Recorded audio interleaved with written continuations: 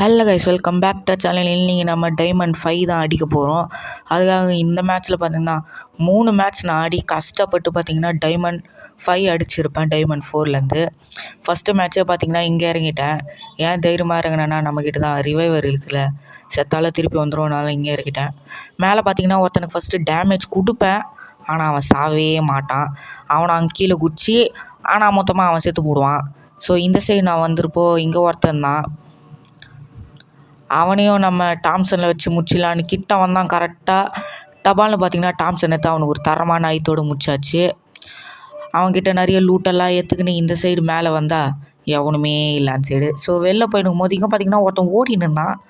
அவனுக்கு டபால்னு 3 புல்லட்டில் 4 புல்லட்டில் அவனை காலி பண்ணியாச்சு.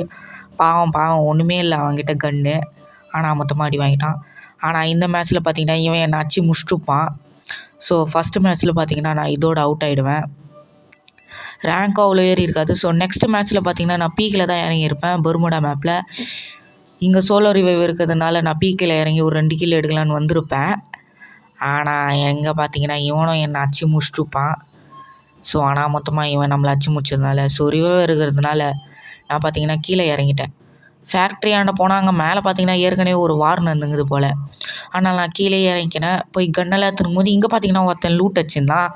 என்னை விட்டு லூட் அடிக்கிறியாடா அடி சொல்லிட்டு அவன் தரமான ஐத்தோடு நம்ம முடிச்சிருப்போம்.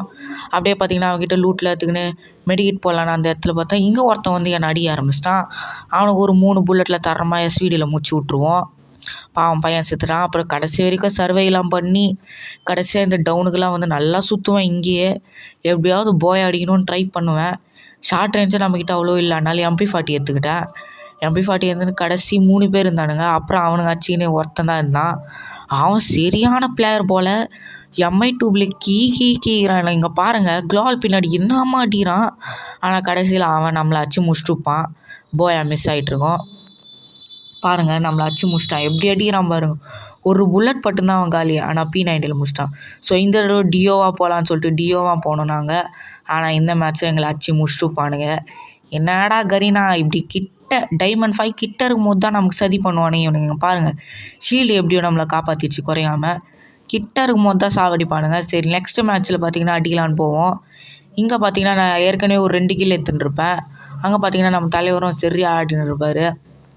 நல்லா லூட்டெல்லாம் எடுத்துக்கின்னு வேட்டையாடி அச்சிருந்த ஒரு எனிமையும் தலைவரும் வேட்டையாடி அச்சிருந்தார். இங்கேயும் பார்த்திங்கன்னா ஒருத்தனை முடிச்சுட்டுப்பேன். அப்புறம் இங்கேயும் நம்மளை அச்சு முடிச்சுட்டுப்பான் கடைசியில்.